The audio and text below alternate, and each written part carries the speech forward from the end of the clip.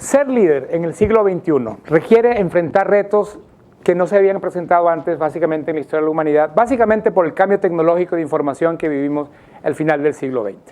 Y uno de los aspectos más claros, consecuencias más claras de esos cambios, ha sido el enorme poder distribuido que hoy en día existe en individuos y en organizaciones que antes no tenían tal vez acceso a la influencia que tienen hoy. Un ejemplo interesante, en la campaña del presidente Obama en el año 2008, las donaciones de menos de $200 alcanzaron montos sin precedentes en la historia política de ese país. Y ese monto de más de $120 millones para el año 2012 se convirtió en $220 millones, dándole voz a través del financiamiento de campañas a individuos que antes tenían muy poca participación política. Obviamente no es el único caso, ni es la única región. En nuestra propia región, el año pasado vimos que cientos de miles de personas en Guatemala, movilizándose a través de redes sociales y a través de mecanismos que hace 10 años no existían con la fluidez de hoy, movilizaron para poner una presión social tal que causaron la salida democrática, en orden democrático y constitucional, del presidente de un país. Este cambio también le ha dado poder a individuos o incluso a países que antes no tenían una influencia tan grande. Un individuo como Julian Assange, que lo ven allí, australiano, ¿verdad? Que como por hacker y por distribuir información privilegiada, en este caso en los Estados Unidos, sobre la guerra de Afganistán, se convirtió en un actor político y geopolítico que hace 20 años no hubiera tenido probablemente ninguna incidencia, y además, como mi país natal, Ecuador, le dio asilo político en su embajada en Londres, Ecuador se convirtió en un actor geopolítico que no hubiera tenido hace 10 años ninguna influencia en un conflicto de ese tipo. Ahora, ¿qué es el punto con todo esto? Que un líder en el siglo XXI necesita mucho más que el poder titular de una posición, de ser presidente, de ser gerente, de ser incluso líder comunitario, para realmente movilizar al cambio. Requiere influir sobre un montón de gente y un montón de organizaciones. Ahora, las universidades, uno esperaría que jueguen un rol central en ese proceso, pero muchas se ven solamente como formadores de profesionales, de personas que cumplen un rol funcional, productivo, social en nuestros países y en nuestras comunidades. Un ejemplo muy interesante para mí, el director de la escuela de West Point, de la Armada, del Ejército Norteamericano, hace unos años en una reunión me dijo, mira, nosotros vemos nuestro rol como formar líderes para el país, no para los militares. Algunos de ellos se quedan en lo militar para siempre, muchos también salen al mundo después de una corta carrera militar y tienen montones de roles. Y ese es nuestro objetivo, su rol de siempre, su rol de toda la vida, no solo los siguientes 5 años. Y eso lo podemos aplicar en nuestras universidades. Ahora, estas universidades, el otro lado que están enfrentando para el cambio que necesitan implementar es un cambio en lo tecnológico y en lo demográfico que cambió dramáticamente lo que hacemos. Hoy en día nadie se retira a los 65 años. Hoy en día la esperanza de vida creció mucho, la tecnología creció mucho. Hoy en día nadie necesita ver un libro para tener información. Y eso ha cambiado las reglas del juego y la dinámica de cómo nos educamos. En el pasado íbamos a la primaria, íbamos a la secundaria, íbamos a la universidad. 22, 23 años. A finales de los 20, tal vez hacíamos una maestría en lugares excepcionales como INCAE y nos duraba para 30 años de carrera profesional y de liderazgo. Hoy en día, si tengo 22, 23 años, además las maestrías se están haciendo a un poco menos de edad, 27, 28. Si me voy a retirar a los 80, tengo 50 años por delante. Y es mentira que ni siquiera una buena maestría, del tipo que sea, va a darnos los insumos y las habilidades que necesitamos para 50 años de carrera. Probablemente vamos a tener múltiples carreras, de hecho, y probablemente vamos a tener varios puntos de educación intensiva, llamémoslo así, tal vez unas presenciales, tal vez otras menos presenciales. Probablemente le dediquemos menos tiempo a cada una de esas internaciones de educación. Y de hecho hoy en día en el MBA, por ejemplo, ya hay una presión muy grande para que sea de 12 meses, en vez de 18, en 2 años académicos, por ejemplo. Es definitivamente el producto preferido hoy en día en todos los mercados, ¿verdad?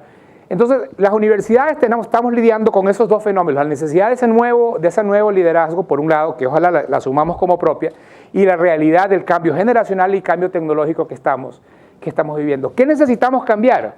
A mí me parece que en el fondo todo, porque llevamos 800 años de una tradición universitaria que parte del gran concepto de que hay alguien que sabe algo que otro no sabe y que se lo va a transferir, ¿verdad? Ese enfoque en enseñar.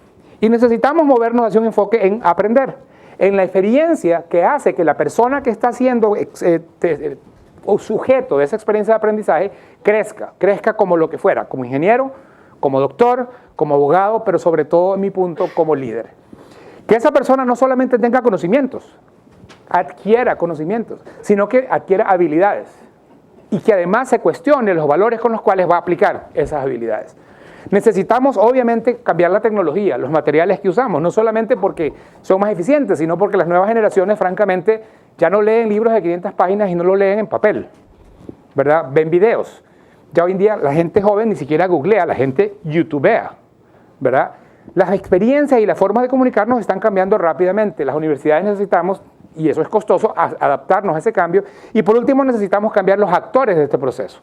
Los estudiantes van cambiando con las generaciones, son las facultades las que tenemos que ajustarnos. Y eso significa, en mi opinión, complementar la riqueza de nuestras facultades académicamente sofisticadas con la riqueza de practicantes, tal vez de otros profesionales, de temas que tal vez antes no veíamos relacionados y que hoy se convierten en complementos indispensables.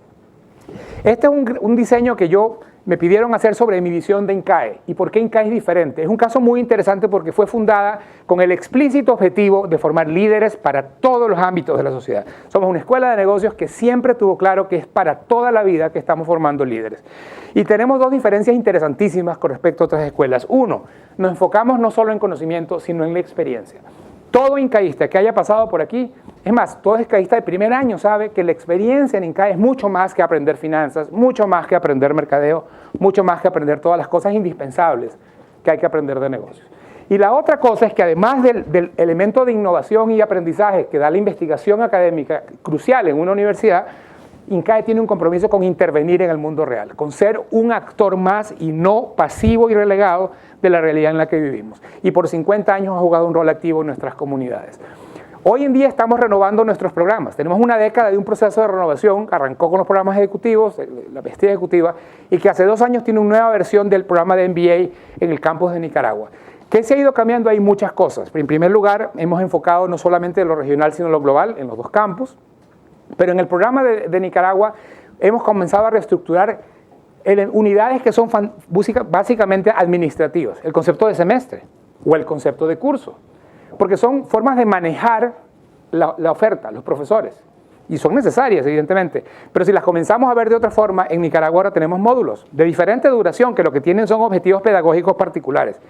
Eso requiere más eficiencia, más colaboración entre la facultad, que toma más inversión, pero que crea un producto mucho más valioso, requiere nuevas herramientas, no solo virtuales, herramientas de simulación, herramientas experienciales, que es el último componente. La investigación muestra que lo que experimenta lo recuerda para siempre, lo marca para siempre. Lo que a uno le cuentan se le olvida muy rápido. Lo que uno procesa dura más, pero lo que uno vive lo lleva prácticamente para siempre. Un ejemplo interesante en ese nuevo programa es un módulo que llamamos Creando Valor para Todos, en donde no solo hay cursos de responsabilidad social y los casos que vemos en los temas de sostenibilidad o en los temas de impacto social, etcétera, sino que los grupos de estudiantes trabajan, este fue el primer caso, con cooperativas y productores de leche en Nicaragua, enfocándose no solo en los problemas productivos de esos productores, sino enfocándose también en problemas humanos y sociales, porque esa es la realidad de una América Latina que necesitamos cambiar. Una realidad que tiene elementos como este, una enorme disparidad, el continente más desigual del mundo. Allá está la comparación entre el 10% pobre más rico de esos países que están ahí. Relaciones de hasta casi 100 veces. Reto social, también reto económico, porque si nosotros vemos el ingreso de los más pobres o el ingreso de los más ricos o el ingreso de los del medio, nos parecemos mucho más entre nosotros, entre diferentes países, que con nuestros conciudadanos que tienen otros niveles de ingreso. Y eso sería un mercado interesante si estuviéramos integrados. Ese es un reto de liderazgo. La integración de América Latina, primero consigo misma, es un reto de líderes que muevan a la acción a un montón de actores. Ya no es una orden, ya no es firmar un tratado, requiere convencer a mucha gente con Latinoamérica. Este no es un momento de buenas noticias en el tema de integración latinoamericana. El único punto de esperanza para mí es la costa occidental, con la notoria excepción de Ecuador. Todos los demás tenemos tratado de libre comercio que se parecen mucho. Ese puede ser un gran punto de partida. Igual hace falta mucho liderazgo. La otra integración relevante con el mundo. Latinoamérica es como el 9% de la población del mundo, es menos que eso del Producto Interno Bruto del mundo, es menos que eso del comercio del mundo, es menos que eso que en la ayuda humanitaria del mundo. Tiene algunos recursos cruciales, agua, bosques, tierra arable, pero no juega un rol relevante. Nosotros solo sonamos y jugamos un rol de alguna importancia cuando es el Mundial de Fútbol, cuando es Miss Universo y hoy en día en el Vaticano. Pero fuera de eso, nosotros jugamos solo papeles risibles cuando uno de nuestros líderes políticos hace alguna tontera, dice alguna cosa estruendosa. Eso, la única forma de cambiarlo es con líderes que vean un mundo diferente y que sean efectivos a lograrlo. Esos son los que podían cambiar nuestra historia. Muchas gracias.